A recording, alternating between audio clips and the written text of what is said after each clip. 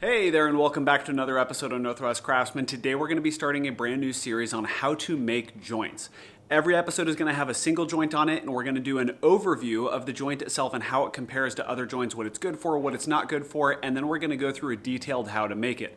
Now the length of the episodes is going to vary depending on the complexity of the joint. So when we do a really simple joint, it should be pretty short. When we're doing more complex joints, it'll be a little bit longer, but you should be able to get that good overview on why you would choose that joint, what it's good at, and then also the detailed how to make it itself.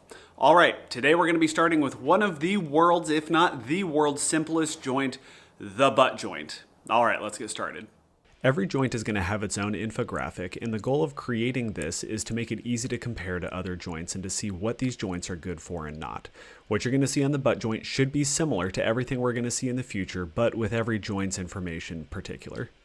So the butt joint really is as simple as it sounds. Basically, you're butting up one piece of wood to another without doing any really fancy joinery. You can see here, you've got the maple butting up to the walnut, and this is more of a structural joint that you're going to see here.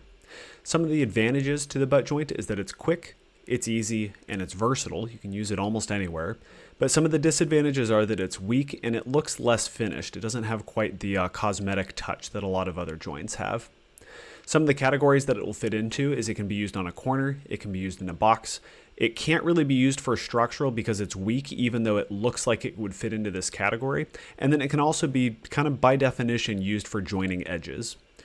With complexity at a relatively low level, it is one of the easiest joints, but again, it trades off for strength, which is also one of the lowest.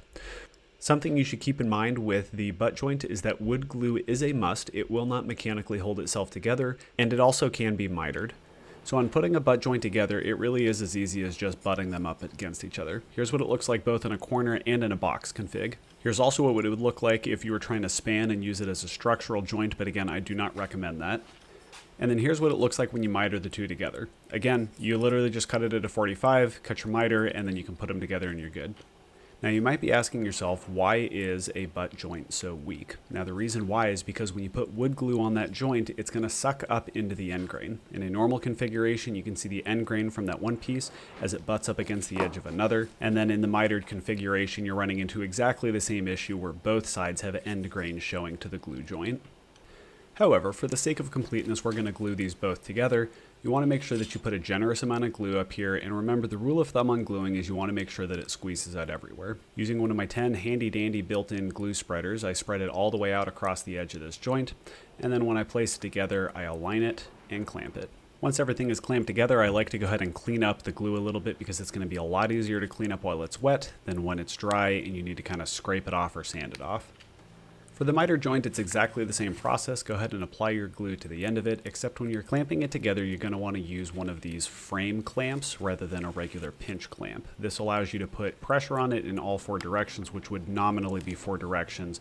But in this case, even though we've only got a simple miter, it applies pressure directly against the joint.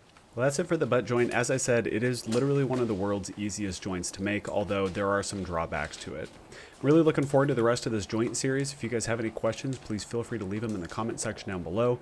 If you have any ideas, go ahead and leave them in the comment section down below. And if you like the kind of content we're producing here at Northwest Craftsman, we would love it if you would like the video and subscribe to the channel.